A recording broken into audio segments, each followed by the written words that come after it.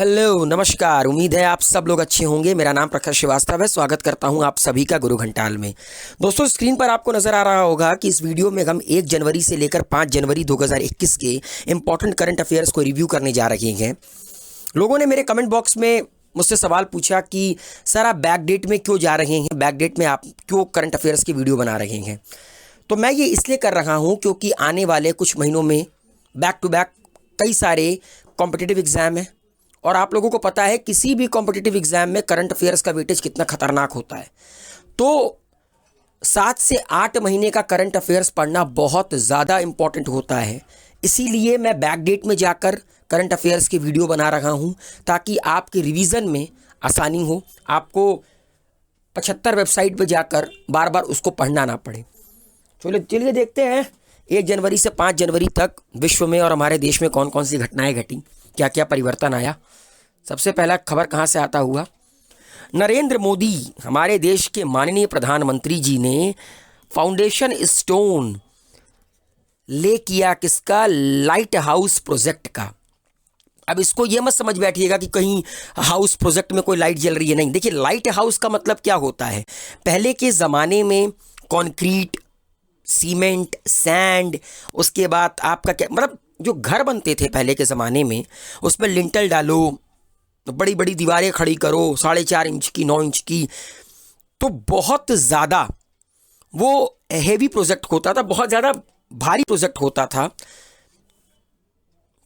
नरेंद्र मोदी हमारे देश के माननीय प्रधानमंत्री ने 1 जनवरी को हिंदुस्तान के 6 राज्यों में लाइट हाउस प्रोजेक्ट इनॉग्रेट किया, उसकी नींव डाली। देखिए, लाइट हाउस प्रोजेक्ट का मतलब क्या होता है। अगर आप कभी जापान वगैरह चले जाएंगे ना, तो जापान वगैरह में हर चीज़ प्री कास्टेड है। प्री कास्टेड का मतलब है जैसे कि हम लोग क्या करते हैं कि ढलाई करवाते हैं, उसके बाद शटरिंग निकलेगी 1 महीने बाद। जापान में हर चीज़ प्री कास्टेड गए, उनका वॉल भी प्री कास्टेड गए, उनका बीम भी प्री कास्टेड गए। कुछ नहीं, जैसे हम लोग पज़ल खेलते हैं ना, पज़ल में टुकड़ों को जोड़कर पूरा का पूरा पज़ल तैयार कर लेते हैं, ठीक उसी तरह लाइट हाउस प्रोजेक्ट में ज़्यादा से ज़्यादा लाइटर कंस्ट्रक्शन मटेरियल का इस्तेमाल किया जाएगा। इसीलिए इसका नाम लाइट हाउस प्रोजेक्ट पड़ा और ये हिंदुस्तान के 6 राज्यों में इम्प्लीमेंट किया जाएगा। मध्य प्रदेश के इंदौर में, गुजरात के राजकोट, तमिलनाडु के चेन्नई, झारखंड के रांची, त्रिपुरा के अगरतला और यूपी के लखनऊ में। और यहाँ पर ग्लोबल हाउसिंग टेक्नोलॉजी चैलेंज के द्वारा ये पूरा का पूरा काम किया जाएगा। ये एक कंपनी है और union ministry of housing and urban affair इसको कंसेप्चुअलाइज करेगी। एंड मैं आप लोगों को एक बात और बता देना चाहता हूँ, इस प्रोग्राम के अंडर करीब करीब 1000 लाइट हाउस घर बनाए जाएंगे 12 महीनों के अंदर अंदर इन 6 शहरों में, अलग अलग राज्यों के, जो मैंने अभी आपको ऊपर गिनवाए। तो लाइट हाउस प्रोजेक्ट यही है दोस्तों कि कोशिश ये करना है कि अब जो मकान बने उनमें भारी भारी सामान इस्तेमाल ना होकर हल्के हल्के सामान इस्तेमाल हो, क्योंकि टेक्नोलॉजी बहुत आगे बढ़ गई है। अगर कोई चीज़ हल्की है इसका मतलब ये नहीं कि उसकी स्ट्रेंथ पर इम्पैक्ट है, नहीं। आज के दौर में हल्की चीज़ों के भी स्ट्रेंथ भारी चीज़ों से बड़े खतरनाक होते हैं। एशियन डेवलपमेंट बैंक, जिसका हेडक्वार्टर मनीला में है, जो बना 1966 में, उसने 231 मिलियन डॉलर का लोन प्रोवाइड किया गया है असम को, ताकि असम में पावर जनरेशन कैपेसिटी को इम्प्रूव किया जा सके। ठीक है, इस प्रोजेक्ट के अंडर असम में 120 मेगावाट का हाइड्रो इलेक्ट्रिक पावर प्लांट बिठाया जाएगा ताकि असम में जो पावर की समस्या है इसको ओवरकम किया जा सके। अगला फिर से दोस्तों, एडीबी ने 10 मिलियन डॉलर का लोन प्रोवाइड किया गया हिमाचल प्रदेश की सरकार को हॉर्टिकल्चर के सपोर्ट के लिए। हॉर्टिकल्चर का मतलब क्या होता है, फलों का प्रोडक्शन।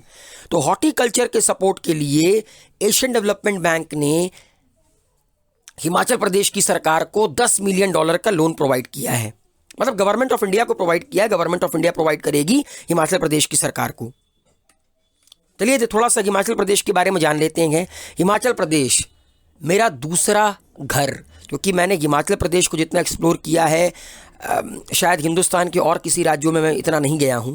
तो हिमाचल प्रदेश बॉर्डर शेयर करता है जम्मू कश्मीर के साथ, पंजाब के साथ, उत्तराखंड के साथ और हरियाणा के साथ। देखिए, पंजाब, हिमाचल और हरियाणा ये तो पहले एक ही राज्य हुआ करते थे। 1966 में ये कटकर अलग हुए। तो पंजाब, हरियाणा, उत्तराखंड और हिमाचल, इन 4 राज्यों से हिमाचल प्रदेश बॉर्डर शेयर करता है। कैपिटल है शिमला, समर की और विंटर की धर्मशाला। चीफ मिनिस्टर है जयराम ठाकुर। गवर्नर हैं बंडारू दत्तात्रेय। 12 जिले हैं, 4 सीटें लोकसभा में, 3 सीटें राज्यसभा में। असेंबली में 68 सीट गए और स्नो लेपर्ड यहाँ का स्टेट एनिमल है। अगला स्क्रीन पर आपको नजर आ रहे हैं जो सज्जन, इनका नाम है उमेश सिन्हा और ये डिप्टी इलेक्शन कमिश्नर नियुक्त किए गए हैं इलेक्शन कमीशन ऑफ इंडिया के। ठीक है। एंड 2 क्या बोलते हैं डिप्टी इलेक्शन कमिश्नर होता है, एक चीफ इलेक्शन कमिश्नर होता है। ठीक है। आप लोगों को बता दूं कि ये 86 के बैच के रिटायर्ड आईएएस ऑफिसर हैं और प्रेजेंटली ये सर्व कर रहे थे secretary general in election commission. अब इन्हें डिप्टी इलेक्शन कमिश्नर बना दिया गया है। ठीक है। और 6 महीने के लिए इनको डिप्टी इलेक्शन कमिश्नर बनाया गया है 31 दिसंबर को। इलेक्शन कमिश्नर ऑफ इंडिया कौन है? Chief election commissioner of India Sunil Arora. और चीफ इलेक्शन कमिश्नर ये जो संस्था है कब बनी थी? 25 जनवरी 1950 में। उसके बाद जाकर 1951 में आज़ाद भारत का पहला इलेक्शन हुआ। इसका हेडक्वार्टर है नई दिल्ली में। तो उमेश सिन्हा नए डिप्टी इलेक्शन कमिश्नर नियुक्त किए गए हैं। इसरो के चेयरमैन के सिवान, इनको 1 साल का एक्सटेंशन दिया गया है। ये 14 जनवरी 2021 को रिटायर हो रहे थे। अब ये आपका 2022 में रिटायर होंगे 14 जनवरी को। इन्होंने 1982 में इसरो ज्वाइन की थी और जनवरी 2018 में ये इसरो के चेयरमैन बने। स्क्रीन पर आपको जो महिला नजर आ रही हैं इनका नाम है सोमा मंडल और ये SAIL Steel Authority of India जो कि 1954 में बनी उसकी नई चेयरमैन नियुक्त की गई हैं और इन्होंने रिप्लेस किया है अनिल कुमार चौधरी को। इन्होंने 2017 में एज ए डायरेक्टर के तौर पर सेल को ज्वाइन किया था। नाउ ये नई चेयरमैन बनी है सेल की। ये सज्जन जो आपको स्क्रीन पर नजर आ रहे हैं इनका नाम है सुनीत शर्मा और ये रेलवे बोर्ड के नए chief executive officer and chairman नियुक्त किए गए हैं और इन्होंने विनोद कुमार यादव को रिप्लेस किया है और ये नए चेयरमैन एंड सीईओ बन गए हैं रेलवे बोर्ड के। इनका नाम है सुनीत शर्मा। यूएनडीपी ने मतलब यूनाइटेड नेशन डेवलपमेंट प्रोग्राम ने एंड पीसीएमसी, पीसीएमपी का मतलब होता है, पीसीएमसी का मतलब है पिंपरी चिंचवाड़ म्युनिसिपल कॉरपोरेशन पुणे, उन्होंने एमओयू साइन किया है यूएनडीपी के साथ मिलकर to create India first social impact bond. Hindustan के पहले सोशल इम्पैक्ट बॉन्ड को रिलीज करने के लिए, क्रिएट करने के लिए UNDP and Pimpri Chinchwad Municipal Corporation ने हाथ मिलाया है और ये पहली बार हुआ है। This is the first time that a government body will act as the outcome funder in a bond. पहली बार ऐसा हुआ है कि कोई गवर्नमेंटल बॉडी आपका आउटकम फंडर के तौर पर काम करेगी किसी बॉन्ड में। Whereas traditionally most government funded public project require large and early investment by the government with substantial gestation period of outcomes and involve various kinds of risk। देखिए अक्सर क्या होता है, जितने भी बड़े बड़े गवर्नमेंटल प्रोजेक्ट होते हैं उनकी फाइनेंसिंग के लिए सरकार क्या निकालती है? बॉन्ड निकालती है। उस बॉन्ड में पब्लिक इन्वेस्ट करती है, सरकार उस पैसे से डेवलपमेंट करती है। उसके बाद जो भी खर्चा निकल कर आता है, मतलब जो भी कमाई होती है सरकार को, वो पब्लिक को बॉन्ड के इंटरेस्ट प्लस प्रिंसिपल के तौर पर वापस करती है। लेकिन पहली बार ऐसा हुआ है कि किसी सरकारी संस्था ने एज अ आउटकम फंडर के तौर पर काम किया है किसी बॉन्ड में।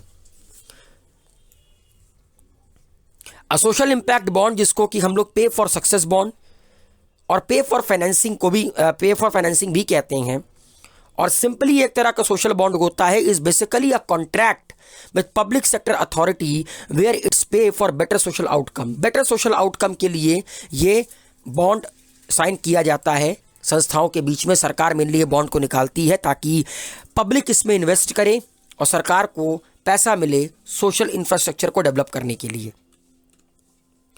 स्क्रीन पर आपको एक किताब नजर आ रही है, इसका नाम है वाहना मास्टर क्लास, जो कि इटालियन राइटर अल्फ्रेडो कोवेली ने लिखा है। ठीक है, बच्चों के लिए और यंग ऑडियंस के लिए। इस किताब को पब्लिश किया है स्कॉलिस्टिक इंडिया ने, क्योंकि अल्फ्रेडो को हमारे देश के कल्चर में बहुत ज़्यादा इंटरेस्ट गए और ख़ासकर ये लॉर्ड गणेशा से बड़े इंस्पायर रहे हैं। तो स्क्रीन पर देखिए, आपको लॉर्ड गणेशा नज़र आ रहे होंगे, ये चूहे भी आपको नज़र आ रहे होंगे। इंडिया बिकम्स को chair of Asia protected areas partnership. ठीक है, IUCN के एशिया प्रोटेक्टेड एरियाज पार्टनरशिप, ठीक है, इंडिया को चेयर करेगा आने वाले 3 साल तक, मतलब नवंबर 2023 तक IUCN के एशिया प्रोटेक्टेड एरियाज पार्टनरशिप को इंडिया को चेयर करेगा। इंडिया ने रिप्लेस किया साउथ कोरिया को, जो नवंबर 2000 विच हेल्ड द पोस्ट, जो कि नवंबर 2020 से 3 साल के लिए इस पोस्ट को होल्ड की थी, मगर अब ये इंडिया करेगा। आइए थोड़ा सा IUCN के बारे में आपको बता दूं। ये इनका मेनली फोकस रहता है नेचर के कंजर्वेशन और बायोडाइवर्सिटी पर। इसका हेडक्वार्टर है ग्लैंड, जो कि स्विट्जरलैंड में स्थित है। 5 अक्टूबर 1948 को ये बना।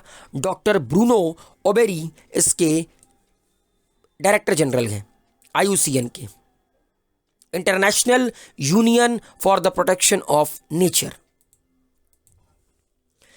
GRSE, जिसको हम लोग कहते हैं Garden Reach ship builders and engineer, जो कि कोलकाता बेस्ड कंपनी है, उसने LCU landing craft utility MK4 class vessel INLCU L58 yard 2099 deliver की इंडियन नेवी को। इंडियन नेवी जिसके 3 नेवल कमांड हैं पूरे ऑल ओवर इंडिया में, और ये जो शिप है ये अंडमान एंड निकोबार में डिप्लॉय की जाएगी। ठीक है, जो कि साउथ चाइना सी के बहुत करीब गए। एंड LCU L58 ये 8 LCU की 8 लैंडिंग क्राफ्ट यूटिलिटी बनाने का कॉन्ट्रैक्ट दिया गया था garden Reach ship builders and engineers को। ये आखिरी शिप था जो कि GRSE ने इंडियन नेवी को मैन्युफैक्चर करके डिलीवर कर दिया। Garden Reach ship builders and engineer limited, ये आपको पता ही होगा, सरकारी कंपनी है, कोलकाता में इसका हेडक्वार्टर है। अंग्रेज़ों की ज़माने की है, 1884। मेनली शिप बिल्डिंग बनाती है, मतलब जहाज बनाती है। विपिन कुमार सक्सेना इसके की पीपल हैं। Naval ship, tankers, platform supply vessels, bulk carrier, इन सारी चीज़ों को बनाने में इसको महारत हासिल है। BEL ने इंडियन नेवी के साथ एक पैक्ट साइन किया है, मतलब भारत इलेक्ट्रॉनिक्स लिमिटेड ने इंडियन नेवी के साथ एक पैक्ट साइन किया है, light amplification to procure light amplification by stimulated emission of radiation dazzler, मतलब कि लेज़र डैजलर जो आपको स्क्रीन पर नज़र आ रहा है, उसकी सप्लाई के लिए BEL ने इंडियन नेवी के साथ एक पैक्ट साइन किया है। और शुरू में 20 लेज़र डैजलर की मांग है इंडियन नेवी की, और इस लेज़र डैजलर को की जो टेक्नोलॉजी है उसको डेवलप करेगा DRDO और मैन्युफैक्चर करेगा BEL का पुणे प्लांट। स्क्रीन पर आपको नजर आ रहे हैं लियोन मेंडोनका, जो कि 67वें ग्रैंड मास्टर बन गए हैं, मात्र 14 साल के हैं। ठीक है, 14 साल 9 महीने 17 दिन के हैं,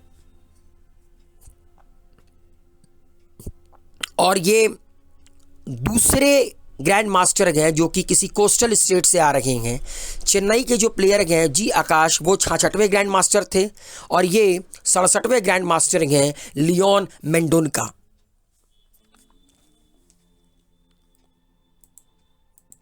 वर्ल्ड ब्रेल डे मनाया जाता है 4 जनवरी को। आपको पता होगा ब्रेल लिपि, ठीक है, जो लोग देख नहीं पाते हैं उनके लिए ये लिपि इस्तेमाल की जाती है। ठीक है, हाथों से टच कर ये बताते हैं। ठीक है, तो ब्रेल लिपि की शुरुआत की थी लुइस ब्रेल ने, the inventor of Braille for visual disable person, 4 जनवरी 1809 को कुपरे में, जो कि नॉर्दर्न फ्रांस में है, वहाँ पर इनका जन्म हुआ। इसीलिए 4 जनवरी को पूरे के पूरे विश्व में वर्ल्ड ब्रेल डे मनाया जाता है। फॉर्मर यूनियन मिनिस्टर बूटा सिंह एक्सपायर कर गए। बूटा सिंह जो कि यूनियन मिनिस्टर भी रह चुके थे और सीनियर राजस्थान कांग्रेस लीडर, ये एक्सपायर कर गए। ये 1986 से लेकर 89 तक हमारे देश के होम मिनिस्टर भी रहे। इन्होंने minister of agriculture and rural development को भी सर्व किया और जालौर सिरोही लोकसभा कॉन्स्टिट्यूएंसी से ये 4 बार मेंबर ऑफ पार्लियामेंट रहे। एंड इन्होंने 2007 से लेकर 2010 तक national commission for schedule caste के चेयरपर्सन के तौर पर भी अपनी सर्विसेज दी। स्क्रीन पर आपको नजर आ रहे हैं as mountaineer colonel Narendra Bull Kumar. ये अब इस दुनिया में नहीं रहे, ठीक है। अगर आज हिंदुस्तान के पास सियाचिन ग्लेशियर है, अगर आज सियाचिन ग्लेशियर पर हिंदुस्तान हुकूमत कर रही है, तो उसके पीछे इनका बहुत बड़ा हाथ है, ठीक है। ऑपरेशन मेघदूत जो कि 1984 में इंडियन आर्मी के द्वारा चलाया गया था सियाचिन ग्लेशियर पे कब्जे को लेकर, मतलब कब्जा क्या हमारा ही है, पाकिस्तान की आर्मी आ रही थी, हम लोग पहले पहुंच गए। इन्होंने ऑपरेशन मेघदूत को सक्सेसफुल बनाने में अपनी पूरी ताकत झोंक दी थी और ये पहले हिंदुस्तानी बने जिन्होंने नंदा देवी की पीक को क्लाइंब किया। उसके बाद इन्होंने माउंट एवरेस्ट 1965 में चढ़ाई कर ली थी, ठीक है। माउंट ब्लैंक जो कि आल्प्स का हाईएस्ट माउंटेन है, इसके बाद माउंट कंचनजंगा, तीनों माउंटेन इन्होंने 1965 में चढ़ाई कर ली। इसीलिए इन्हें निकनेम दिया गया बुल, क्योंकि कहते ना कि लगातार ये अभी एक पीक को कब्जा, मतलब एक पीक को कनकर किया, फिर अगले पीक पर, देन अगले पीक पर। तो इनकी रिलेंटलेस आदत को देखकर बिना रुके बिना थके इनको बुल कहा गया।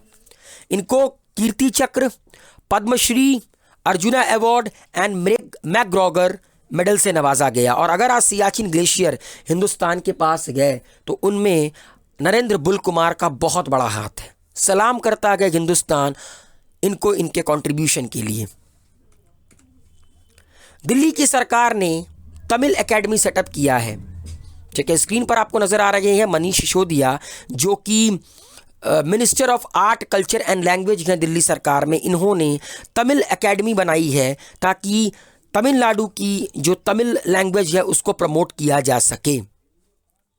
इसके अलावा तमिल की जो दिल्ली सरकार है उन्होंने संगमा एन राजा को इस एकेडमी का वाइस चेयरमैन नियुक्त किया है।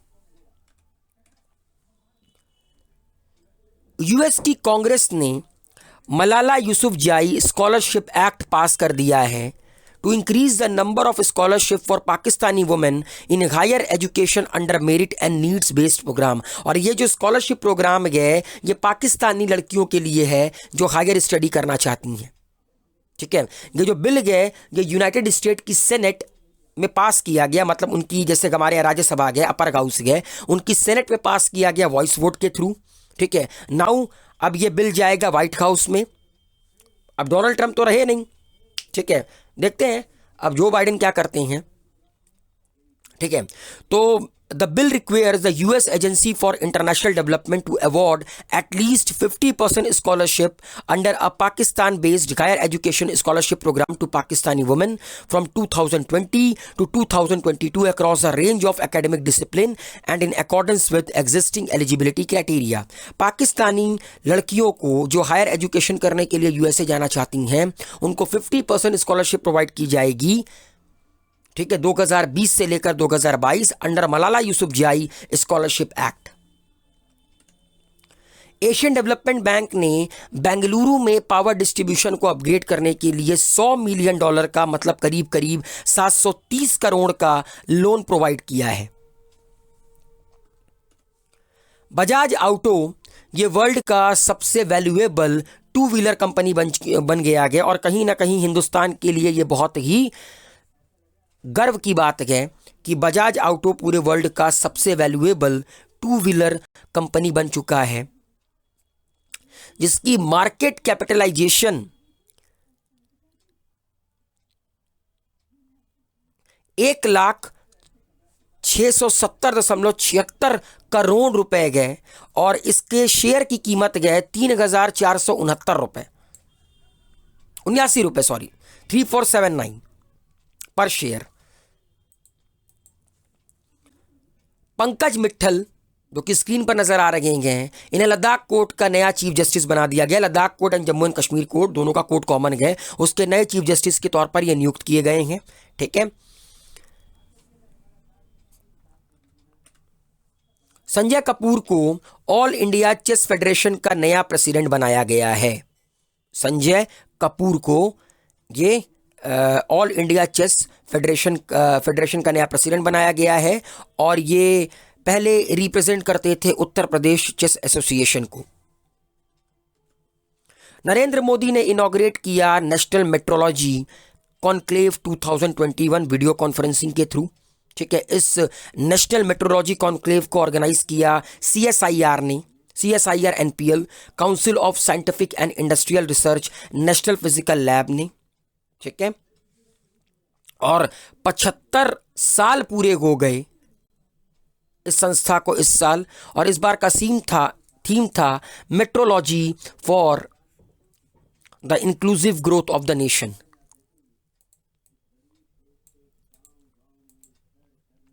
तो दोस्तों 1 जनवरी से 5 जनवरी तक की इतनी सी कहानी थी। उम्मीद है आप लोगों को समझ में आया होगा। दबा के लाइक शेयर कमेंट करो यार, गुरु घंटाल को सब्सक्राइब करो।